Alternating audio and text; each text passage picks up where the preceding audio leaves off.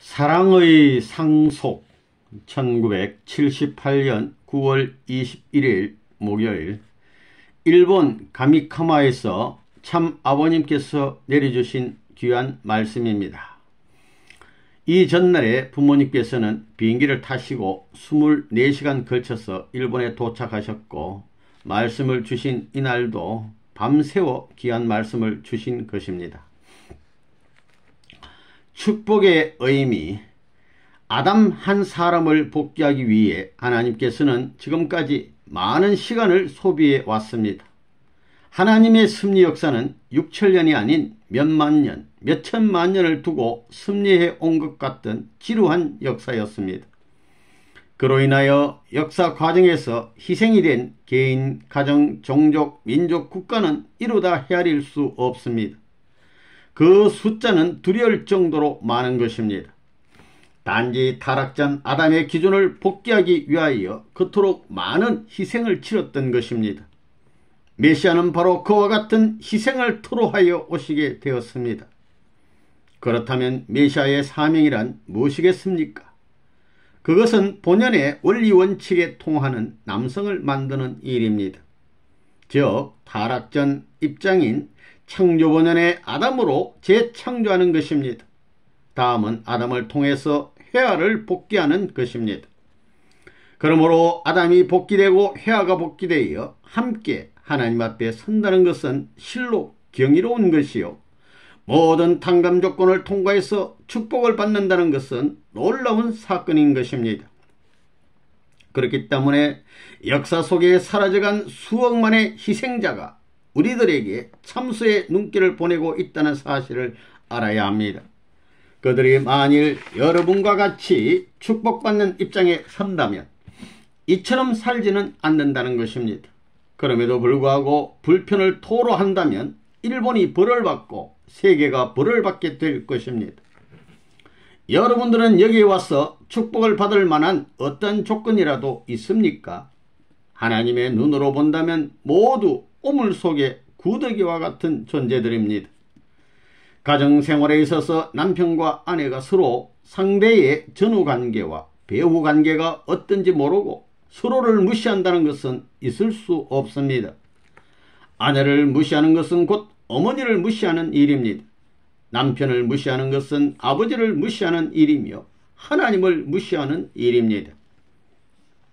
그와 같은 연체적 관계를 가지고 있다는 것을 생각하지 못하고 축복가정이 주체 또는 대상에게 심정적으로 큰 상처를 안겨줬다면 그와 같은 사람은 살 가치조차 없는 존재입니다. 그러한 사람이 있다면 그의 선한 조상이 70대나 연루된다고 보는 것입니다. 그런 잘못을 행했을 경우 영계에 가면 지옥길을 면할 수 없게 될 것입니다.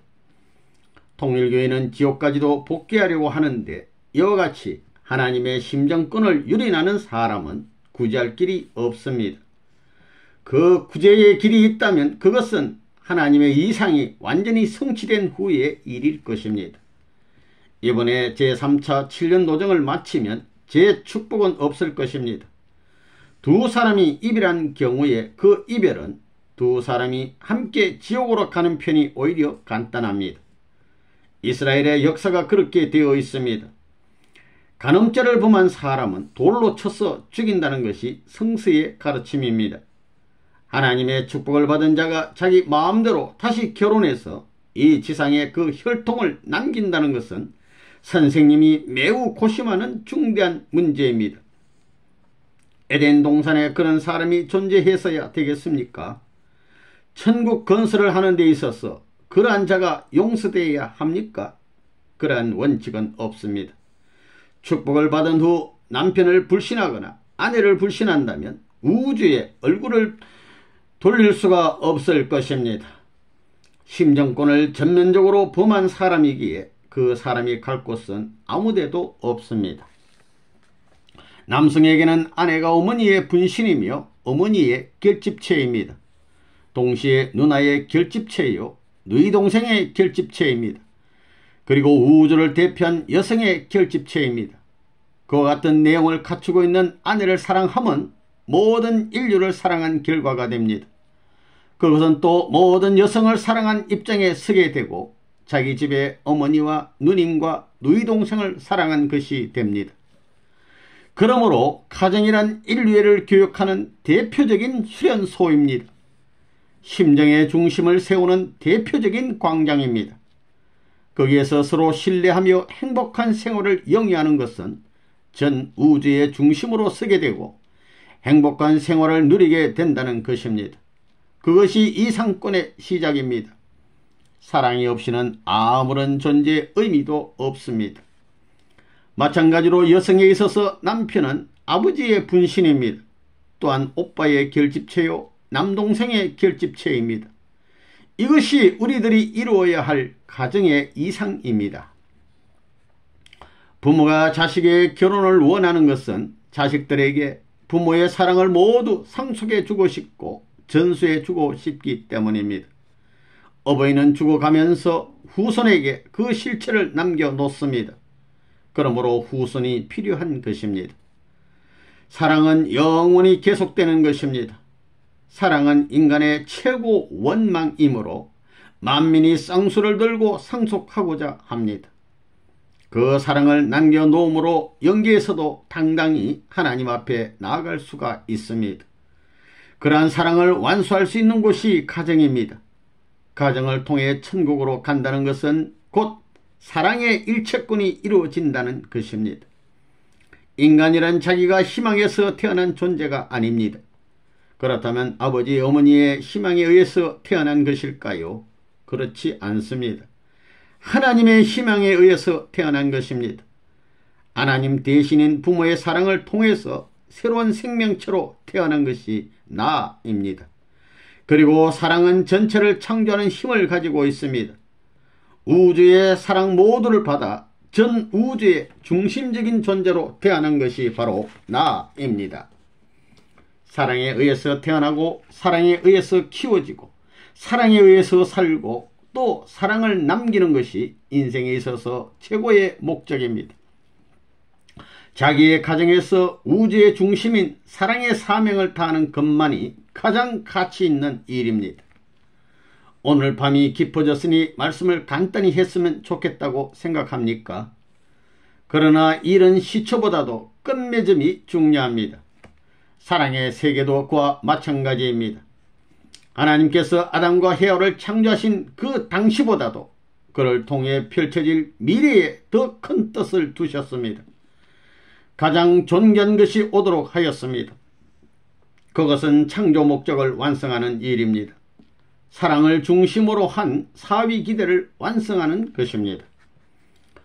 사람과의 접촉도 그와 같이 생각합니다. 남녀가 교제할 때 처음에는 기분이 나쁠 수도 있습니다. 그러나 그 이상으로 신념을 높여서 장래를 바라보면 이상이 키워집니다. 그것은 곧 축복입니다. 그런데 그것이 통하지 않는 것은 여러분들이 감사하지 않기 때문입니다. 사탄은 축복의 기대를 붕괴시키려고 선생님에게 평생을 걸고 도전해 왔습니다. 하늘의 법도를 중심으로 세상과 대결하면 무엇보다 굳세고 강한 것이 남게 됩니다. 그런데 자기의 아내를 믿지 못하는 남자가 선생님을 만나고 싶다는 일 자체가 수치입니다. 선생님이 원리를 몰랐다면 엉뚱한 일이 일어났을 것입니다.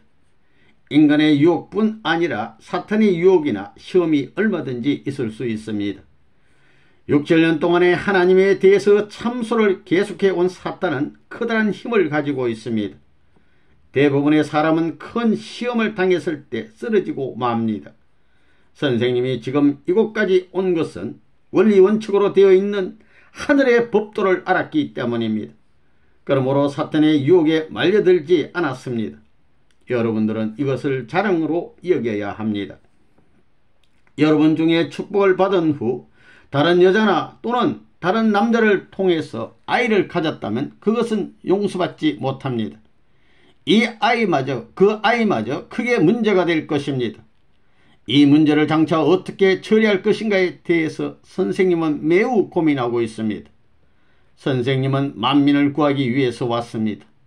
원칙을 중심으로 하여 이것을 어떻게 처리할 것인가가 중대한 문제입니다.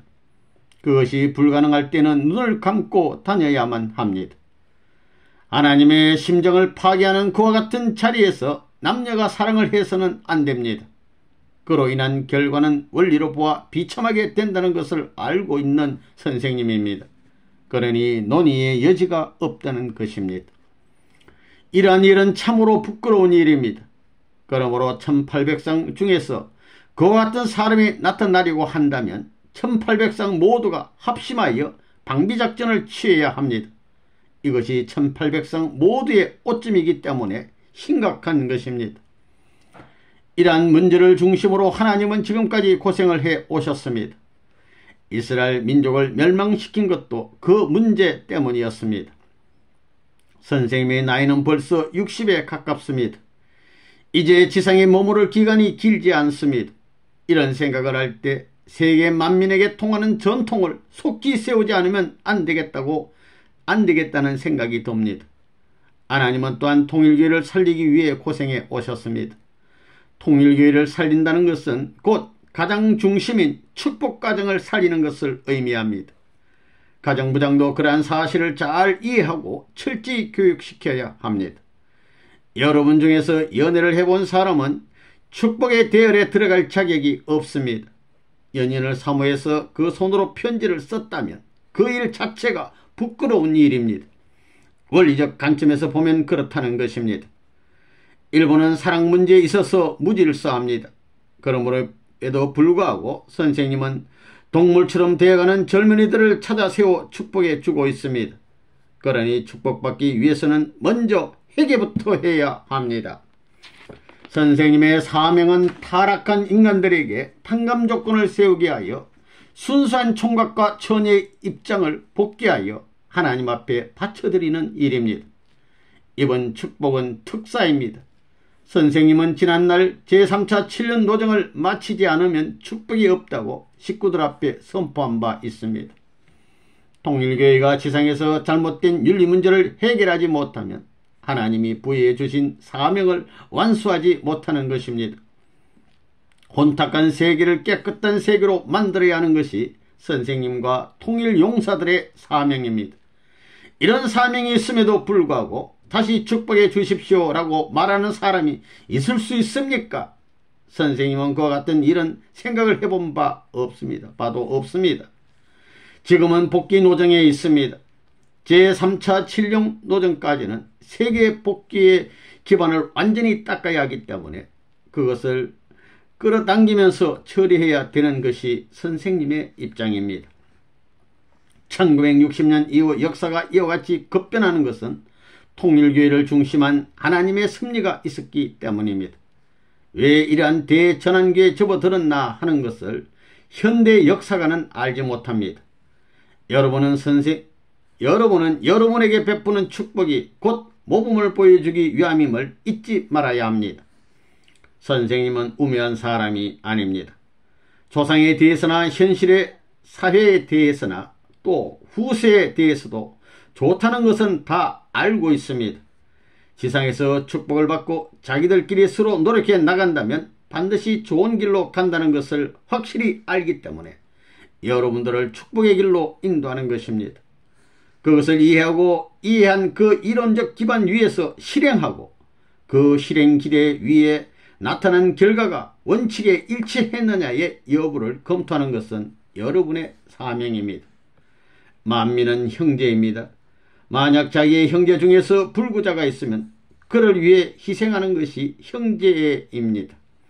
또 부모가 그와 같은 입장에 있다 하더라도 그 부모에게 복종하고 희생하는 것이 효도의 길입니다. 그것이 원칙입니다. 다른 사람은 못생겼다고 쳐다보지도 않을 정도로 얼굴이 못생기고 키도 작은 어린이가 있다고 합시다. 그래도 부모는 그 아이가 말할 수 없이 가엾게 느껴질 것입니다. 하나님의 심정을 가지고 누구보다도 더 그 아이를 사랑하는 것이 어버이입니다. 축복받은 사람은 영계에 가서도 선생님이 영원히 책임을 집니다. 선생님이 주관하고 지도합니다. 축복이란 이와 같이 선생님과 영원한 인연을 맺는 것이기도 합니다. 선생님은 일제시대에 상당한 고문을 받은 일이 있습니다. 그 일을 생각하면 선생님은 일본이 망하는 것을 보고 기뻐할 수도 있는 과거의 역사를 가지고 있는 사람입니다. 그러나 선생님은 그렇지 않습니다. 제2차 세계대전에서 일본이 패망했을 때 선생님은 자신을 고문했던 일본 경찰을 불러내어 여러분들이 한국에 더 있으면 위험하니 도망치시오 라고 하면서 짐을 싸서 보내주었습니다. 지금까지는 일본이 적국이었으나 장차는 하나님의 뜻에 따라 형제국이 될 것이라고 생각했기 때문입니다. 그래서 현실적으로 볼 때 도무지 용서할 수 없는 일본을 용서하려고 생각했습니다. 그때 일본은 한국을 박해하였지만 미래의 일본은 한국과 함께 하나님의 뜻에 의해 살 것이라는 희망을 가졌습니다. 지금 일본 사람들이 생명을 걸고 선생님을 사모하면서 따라오는 것은 배후에서 이와 같은 역사적인 조건을 세워왔기 때문입니다. 학창시절에는 가와자키의 조선소에서 야마다니 주변의 빈민가까지 가지 않은 곳이 없을 정도로 다녔습니다. 그래서 선생님은 일본을 속속들이 알고 있습니다. 지금 공산당은 일본을 파괴하려고 획책하고 있는데 선생님은 일본의 미래를 생각해서 전반적으로 대처하고 있습니다. 일본은 지금 국민학교, 중학교, 고등학교에서도 국계에 격려하는 것을 거부하는 학생이 있습니다. 진정 일본을 걱정하는 사람이 있다고 한다면 경제나 정치보다도 먼저 청년층의 의식이 문제라는 것을 알아야 될 것입니다. 이것은 일본에 있어서 국가적으로 중대한 문제가 아닐 수 없습니다. 선생님은 수십 년 전부터 통일교의 젊은이들 이외에 일본의 장래를 짊어질 사람은 없다고 생각했습니다. 모든 면을 보아 통일교의 젊은이들은 훌륭한 내용을 가지고 있습니다. 역사나 정통적인 면을 보아도 부끄럽지 않습니다. 통일교회는 개인 완성으로부터 가정 완성, 종족 완성, 국가 완성, 세계 완성, 천주 완성, 하나님의 완성에 하나님의 해방에 이르기까지 모든 것을 이론적으로 공식화해 놓고 있습니다. 지금부터 30년 전에는 한국에서 선생님을 사람같이 생각하지 않았습니다. 그야말로 비참한 인간으로 취급하였습니다. 그러나 오늘에 와서는 모두가 선생님을 위대한 지도자라고 말합니다. 지금의 선생님과 그때의 선생님은 그다지 차이가 없습니다. 오히려 그때의 선생님이 훌륭할 정도입니다. 지금은 나이가 60에 가깝지만 그때는 젊고 용기도 있었고 혈기도 왕성하였고 믿음직하였습니다. 그런데도 불구하고 가장 가치없는 사람으로 취급되었습니다. 무엇 때문일까요? 사탄의 역사 때문에 그렇게 되지 않을 수 없었습니다. 사탄권과 과인권의 존재들은 완전히 망할 때까지 아벨권을 전면적으로 타도하지 않으면 직성이 풀리지 않는 존재들입니다. 그러나 선생님은 그와 같은 구렁텅이에서 한마디의 변명도 않고 모든 박해의 길을 기꺼이 받아들였습니다. 그것을 소화해서 승리해가지고 오늘까지 온 것입니다. 모든 박해를 정면으로 받아서 그것을 극복할 수 있는 강인한 인내심과 정신력을 가지고 이날까지 싸워 나왔습니다. 선생님은 한번 결심을 하면 생명을 바쳐서 전진해 갑니다. 선생님의 몸을 보면 여러분들과 별로 차이가 없습니다. 같은 인간입니다. 그러나 사상, 정신력, 사고방식이 다릅니다. 일순간에 결정한 생각이라도 인류를 생각하고 거기에 플러스해서 하나님의 섭리를 겸해서 생각하여 결정한 것이기 때문에 강한 것입니다. 자기 일신에 어떠한 박해가 닥친다 해도 인류를 위하고 하나님의 이름을 더럽히지 않게 산다는 것이 선생님의 사상입니다. 선생님이 1971년 12월 18일에 미국을 향해 떠나리라고는 누구도 몰랐습니다. 다만 선생님 혼자만이 내심으로 하나님과 함께 세계적 노정을 간다는 계획을 짰던 것입니다. 미국에서도 대부분의 사람들이 한국 사람은 뉴욕에서 성공적으로 강연할 수 없다고 생각했습니다. 그러나 미국에서의 장기간의 싸움에서 완전히 승리하였습니다. 그리고 영국에서는 유럽의 기반을 닦았습니다. 이제는 일본을 통과해서 한국에 돌아가 승리의 축배를 올릴 계획입니다. 그런데 무엇 때문에 이렇게 더운 날씨에 일본에 왔겠습니까? 선생님은 어제 24시간이나 비행기를 타고 일본에 왔습니다. 그리고 여기 와서 밤을 새워 말씀을 전하게 된 것을 감사히 생각하고 있습니다. 선생님은 목숨을 걸고 실행하고 있기 때문에 그만큼 감사를 드리고 있는지도 모릅니다. 선생님이 이곳에 온 것은 여러분에게 축복을 베풀기 위한 것입니다. 축복의 내용을 알면 알수록 여러분은 감사할 것입니다. 인간은 조금 불리하면 도망을 칩니다. 조금 유리하면 쑥 얼굴을 내밉니다. 이것이 인간의 실상입니다. 역사가 그러했고 현실이 그러합니다. 예수님의 12제자까지도 어려운 환경 속에서도 도망을 쳤습니다. 12제자는 여러분보다도 훌륭한 인물들이었습니다. 그런데도 도망친 것을 보면 인간은 참으로 약한 존재입니다. 한 사람의 아내, 한 사람의 남편이 된다는 것은 쉬운 일이 아닙니다. 더구나 여러 자녀의 어버이가 된다는 것은 실로 두려운 일입니다. 통일교의 축복의 역사는 싸움의 와중에서 시작되었습니다. 사탄 세계에서 미칠 듯이 반대했습니다. 그러나 한국에서 반대하던 사람들은 지금은 통일교의 멤버가 되고 있습니다. 한국에서는 통일교회 하면 곧 합동결혼식을 연상하게 되었습니다. 이제 반대하는 사람은 없습니다. 일본 사람에 대한 축복은 이번이 3번째가 됩니다. 일본도 이번 축복을 계기로 그와 같은 전통을 만들어 냅시다.